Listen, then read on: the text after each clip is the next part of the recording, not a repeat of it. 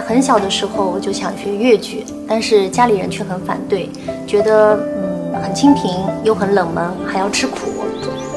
那个时候虽然年纪很小，但是主意却很大，就是被越剧那种非常纯粹的美而吸引。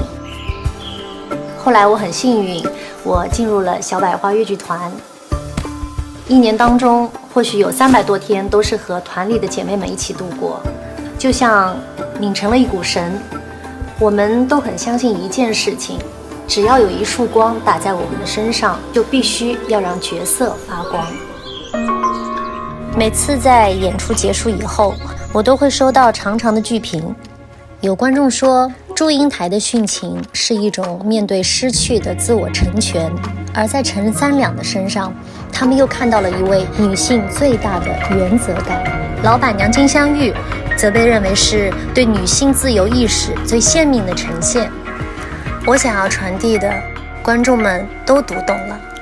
在剧场里面度过的每一分每一秒，我们同频共振，同心共情。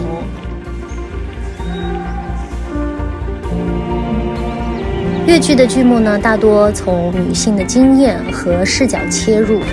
其实所谓女性的经验和视角，不只是对女性的关怀，更是对每一个个体命运的温暖与思考。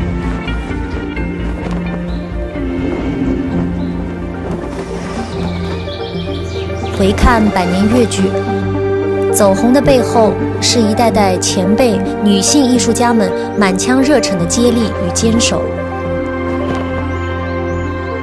我会继续唱下去，为了越剧的传承，也为了女性的心声。